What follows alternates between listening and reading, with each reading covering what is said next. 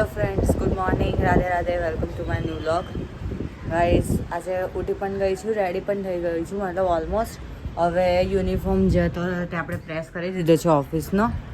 ઓફિસને મને તો એ સ્કૂલ જેવું લાગ્યું, કેમ કે સ્કૂલમાં જેવી રીતે યુનિફોર્મ કમ્પલસરી હોય એવી રીતે અહીંયા પણ યુનિફોર્મ કમ્પલસરી છે. સ્કૂલમાં એવું કહેતા કે યુનિફોર્મ પહેરીને નહીં આવો ને તો ઘરે સ્કૂલની બહાર કાઢી દઈશું. અહીંયા ઓફિસમાં એવું કહે છે કે યુનિફોર્મ નહીં પહેરશો તો અમે સેલેરી રિડક્ટ કરીશું. ત્રાસ છે. એ તો સારું હતું કે વચ્ચે મેં ટેલરને આપેલો હતો, પણ એ ટેલર બી કંઈક કરીને નથી આપ્યો. કોઈ જ કામના નથી. એ લોકોની સેલેરી રિડક્ટ નથી કરતા ને અમે લોકો નહીં પહેરીએ તો અમારા લોકોની રિડક્ટ કરવાની. ક્યાંનો ન્યાય છે ખબર નહીં ગાઈસ. તો વર્કઆઉટ બધું થઈ ગયું છે આજે. હવે યુનિફોર્મ પણ મારો પ્રેસ કરીને મૂક્યો છે, તો હમણાં પહેરીને તમને મળું ગાઈસ. તો ગાઈસ પહેરી લીધો છે યુનિફોર્મ. હવે રેડી થઈ જઈએ, માથું હરખું કરવાનું છે. વાઘરણ જેવી ફરું છું.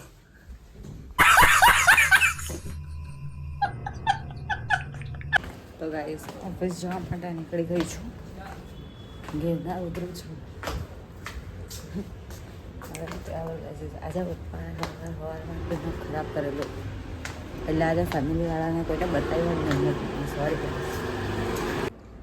તો ગાઈસ ઓફિસે આવી ગઈ છું, કામ ચાલુ કરીએ હવે.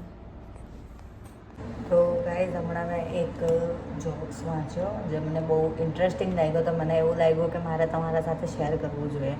તો એ જોક્સમાં એવું હતું કે બે હસબન્ડ વાઈફ, મતલબ જે બે કપલ હતા, એ લોકોના નવા મેરેજ થવાના હતા. તો એ લોકો પેલું હમણાં કેવું ટ્રેન્ડ ચાલે છે કે 10 days to go, 9 days to go, 8 days to go, એવી રીતે એ લોકો સ્ટોરી મૂકતા હતા. તો એ જોક્સમાં, આ જોક્સનો પાર્ટ છે, જોક્સ કહી રહી છું તમને. તો એક એમના પાડોશમાં સવિતાબેન કરીને રહેતા હતા, જેમનો અથાણાનો બિઝનેસ હતો. એટલે એમને કોઈ અથાણું બનાવ્યું હશે તો એણે ધાબા પર સૂકવ્યું હશે, તો એ લેવાનું ભૂલી જતા હતા. તો એમને પણ સ્ટોરી લગાવવાની ચાલુ કરી, 3 days to go, 2 days to go.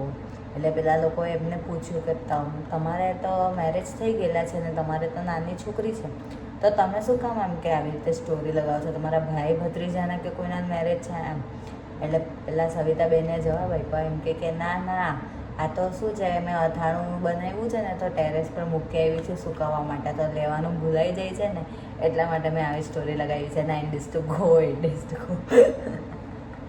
અજીબ jokes આવે મારામાં યાર. કશે મેં તો વાંચ્યું હોય, મને યાદ નથી મેં ક્યાં વાંચ્યું, પણ સારો લાગ્યો તો મેં છે તમારા લોકો સાથે શેર કરું. 2 ઘડીમાં ચાક ઘરે આવી ગઈ છું ગાઈસ. દાદર ચડીએ ગિરનાર. તે ખાસ દિવસ થયો નથી. આમને આમ તો પાર્ક પડી ગયું બધું. છોકરાને જોવો, આ છોકરો આખો દિવસ આને જ જોયા કરતો હોય,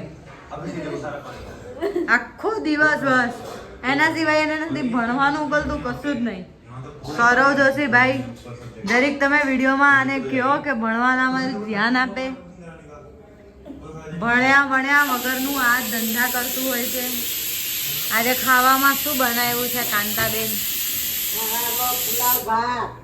અને કઢી ને પુલાવ ભાત છે ગાઈઝ. ખાવું હોય તો આવી જજો અમારા ઘરે, બધા માટે છે. આવશે તો ખૂટશે નહીં ખાવાનું, એટલું ખાવાનું હોય ગાઈઝ. આજે ખીવડી આવ્યું છે અમારા ઘરે રમવા માટે. જો છે એવું કરું છો. હા, ફૂટબોલર બનશે આ તો.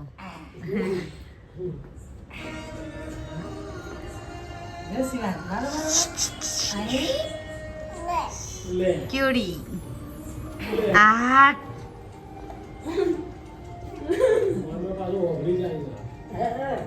સો ગાઈસ સાયકલિંગ કરવા જઈએ છીએ. બોર્ડ એમ કે સાયકલ ચલાવી નથી, ખબર નહીં સાયકલ ચલાવવાની હિંમત હશે કે નહીં. ફ્રેન્ડનો ફોન આવ્યો એટલે નીકળી પડ્યા. બાપાનો તો રાત છે. આપણે તો જોઈએ ગાઈસ, હું તમને બતાવીશ રસ્તામાં. गाइस तो आवड़ गए साइकिल चलाना। ये देखो सड़क पे निकले साइकिल लेके, जैसे जैसे गुजारा हो रहा है guys, don't worry. So guys આજના માટે આટલું જ હતું. હવે મળીએ નેક્સ્ટ વ્લોગની અંદર. હવે એડિટિંગ કરીશ ને સૂઈ જઈશ. કાલે નવા વ્લોગમાં આનાથી બી સારો વ્લોગ બનાવવાની ટ્રાય કરીશ. Thank you so much for watching. Radhe Radhe, good night.